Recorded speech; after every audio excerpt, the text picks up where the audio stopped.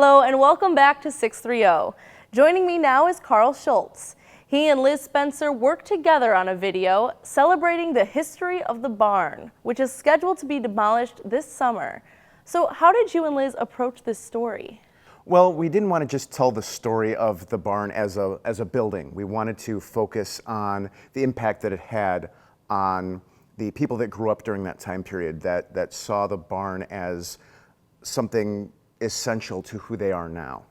Very nice. So it's really a coming-of-age story. Exactly. The music of that time period, the music scene that it created, and even the story of how it was built through a community effort, it meant so much to so many different people that that's how we wanted to approach it.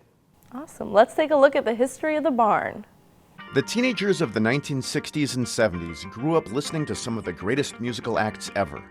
The Beatles, the Jackson 5, Led Zeppelin, Jimi Hendrix, the Beach Boys, Janis Joplin, artists that left their mark on an entire generation.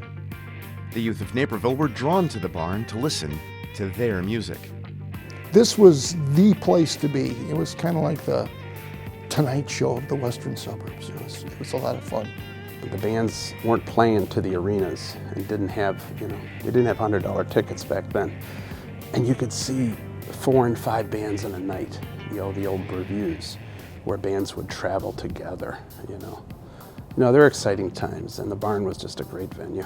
I was fortunate to play with all of the people here in town at one time or another, and the talent, oh my gosh, even looking at it now, the talent that was in this town and is still in this town musically, to me is an absolute amazement. To have that miracle of the live experience, and to see Summit like Ides of March and the Crying Shames and people like that came through here, and to see them in your own backyard, oh my gosh, how cool was that?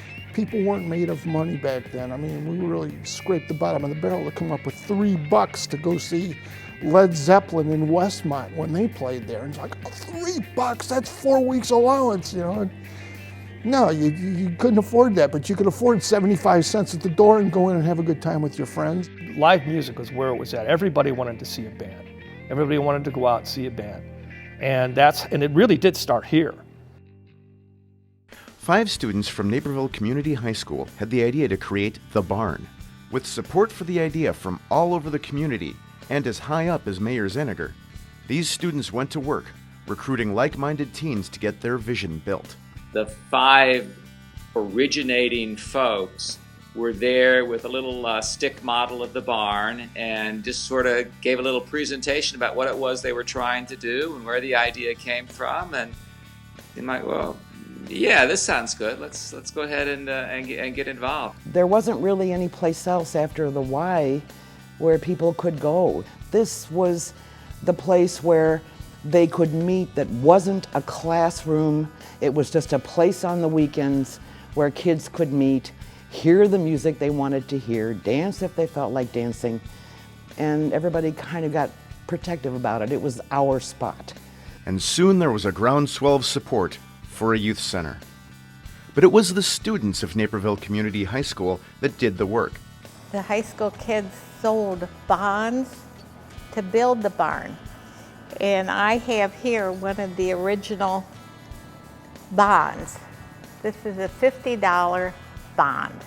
I sold bonds in denominations of $25 and $50, which doesn't seem like a lot of money now, but back in 1965, you were asking people you didn't know to commit themselves for 10 years to build a youth center. It was a good investment, and it was because it was in the youth. It wasn't in the money, it was in our youth. The funds raised now began the building. All through the summer of 1965, student volunteers worked side by side with professional builders to see their dream of a youth center reach further and further into the sky. They announced a couple of student work days where students that wanted to come out and maybe weren't selling bonds, but they wanted to help, were shown by brick masons how to actually put that mortar on there and lay bricks. And a lot of kids came out here and volunteered their time on the weekends to help get it built. I'm not sure even if you wanted to, that we'd be allowed to do this now. I mean, there are pictures of us standing on these flimsy cleats that have been, nailed into the roof of the barn, putting up tongue and groove and shingles, and it's like, she would have a freaking nightmare. I mean, I think if my mom had ever gone out there and seen me, walking along the roof of this structure, 30 feet up, I'm not sure she would have let me keep going. But it's not something that most kids get to do. Most of the time when you're that age, you're cruising up and down, well, back then it was Ogden Avenue, from the A&W to the Dog and Suds and back and forth. And we got to actually create something that literally lasted a lifetime.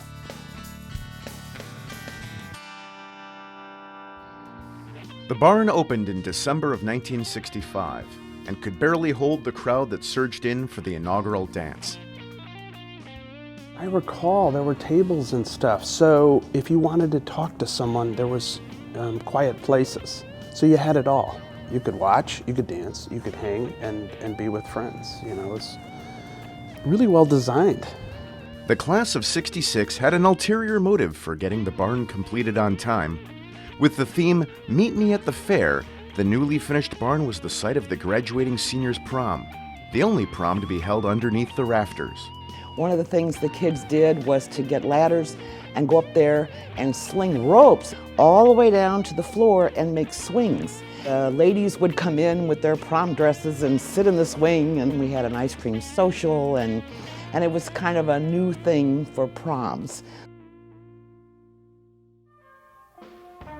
Many local bands got their start at the barn, giving some Naperville youth their first taste of stardom.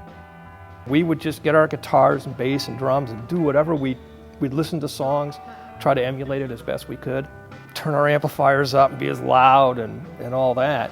And this was a place we could do that. Electric live local rock music was still relatively new. When you could imitate a good Chicago or LA rock band and have the guitars and the drum and the harmonies and try to hit that song that they'd been listening to on WLS or CFL all the time, they just went crazy. For me, it was what kept me away from drugs. It gave me a sense of self. It gave me music gave me everything. And it started here. When people were out there clapping, smiling, why would you not want to do that for a long time? The kids who came of age during the time of the barn found it left its mark on them. In 2010, many of them returned to pay homage to those Friday and Saturday nights of their youth. Local bands that graced the stage back in the barn's heyday once again performed their hearts out. The talent still, rock and roll is ageless, I'm here to tell you, because these guys that are 60 are putting it out there.